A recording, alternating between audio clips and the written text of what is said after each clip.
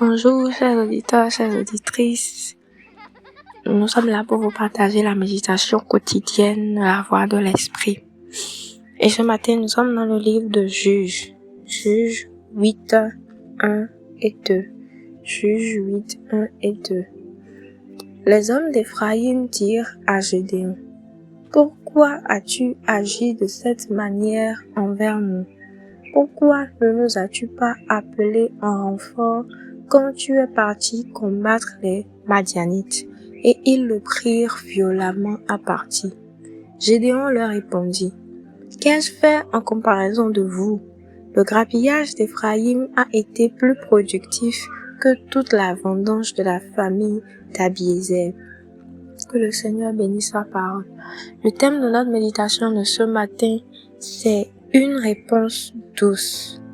Une réponse douce. L'histoire que nous venons de lire, le passage que nous venons de lire, c'est l'histoire des enfants d'Israël que l'Éternel Dieu avait délivré de la main des Madianites. Un ange était apparu à Gédéon, qui est de la famille d'Abiézer, et qui lui avait ordonné qu'il devrait aller délivrer les enfants d'Israël de la main des Madianites. Et le Seigneur Dieu a demandé à Gédéon de se choisir des gens pour pouvoir aller combattre.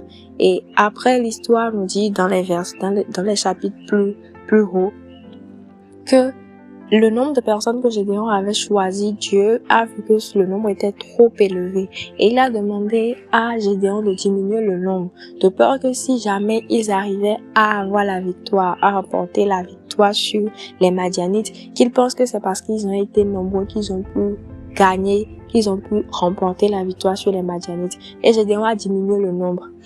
Encore que Gédéon a diminué le nombre, Dieu a dit qu'ils étaient encore trop nombreux, que lui-même il allait se choisir ceux qui allaient combattre avec lui. Et l'Éternel lui-même il s'est choisi 300 hommes, 300 personnes que lui-même il s'est choisi pour pouvoir accompagner Gédéon et aller combattre contre les Madianites. Et heureusement, le Seigneur a manifesté sa puissance et avec les 300 hommes qui étaient avec Gédéon, ils ont véritablement eu la victoire et ils ont remporté la victoire sur les Madianites. Et le camp des Madianites, ils étaient tous en fuite. Ils étaient en fuite. Alors, ils ont demandé des renforts au niveau des tribus qui étaient autour d'eux, notamment la tribu d'Éphraïm. Donc, les gens d'Éphraïm aussi, pour pouvoir aider toujours, ils sont allés et ils ont réussi à tuer même 2 rois des Madianites. 2 rois. Et c'est après cela que les gens d'Éphraïm reviennent dire à Gédéon: Pourquoi tu ne nous as pas informés depuis le début de la bataille? Et c'est à la fin maintenant que tu nous appelles pour venir être en renfort. Pourquoi est-ce que lorsque tu voulais aller faire la guerre contre les Madianites, tu ne nous as pas appelés et c'est maintenant que tu nous appelles en renfort? À ce moment-là, Gédéon pouvait dire, parce que la Bible dit qu'il avait pris violemment, ils étaient violents avec lui dans les propos qu'ils étaient en train d'adresser à Gédéon.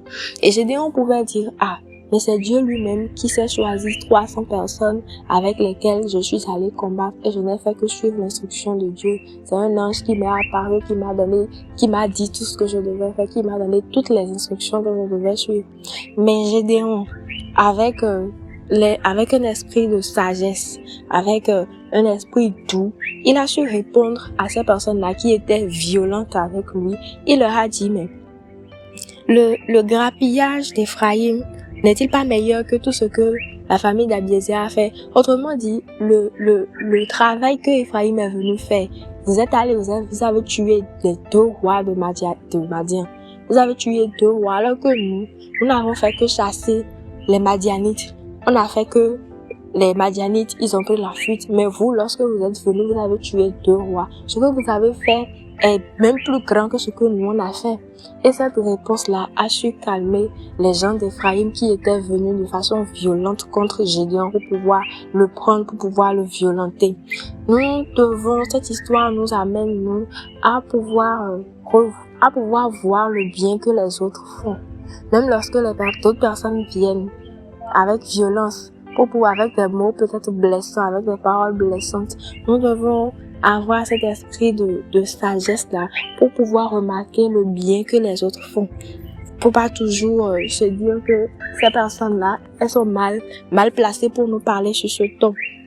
Mais aujourd'hui, cette leçon est pour nous et nous devons savoir relever le bien que Dieu produit chez nos frères et nos sœurs, quelles que soient les circonstances ou les motivations. C'est vrai que la jalousie, elle est source de beaucoup de querelles. Beaucoup. Parce que si les gens de Madianite étaient venus pour demander à Gédéon pourquoi tu ne nous as pas appelés depuis le début de la guerre, c'est parce qu'ils avaient un certain esprit d'orgueil. Ils voulaient aussi s'attribuer ce mérite-là, qu'ils ont participé en quelque chose à la victoire des enfants d'Israël. Et ils se demandaient pourquoi Gédéon n'est pas venu Gédéon n'est pas venu les solliciter, voilà, pour pouvoir les aider à avoir victoire sur les Madianites. La jalousie est une source de beaucoup de querelles. Et si l'orgueil les attise ou leur répond, elle va forcément amener des conflits. Et personne n'est à l'abri de cela. Tout le monde nous sommes tous victimes de cela parfois. Personne n'est à l'abri, que ce soit de façon individuelle, que ce soit de façon collective, dans nos familles, dans nos lieux de travail, partout nous sommes exposés à ces différentes choses. Mais c'est seulement une marche humble et conduite par l'Esprit de Dieu qui pourra réellement nous aider à pouvoir à chaque fois savoir quoi dire, quand dire et comment le dire. C'est le Saint-Esprit qui met en nous cette capacité-là de pouvoir savoir parler aux autres, de pouvoir savoir donner une réponse douce afin de pouvoir faire éteindre le feu, faire éteindre tout ce qui était source de querelle là. Parce que nous sommes appelés à amener la lumière et nous devons être les enfants de lumière puisque c'est à cela d'abord que nous sommes appelés et notre Dieu également est un Dieu de lumière.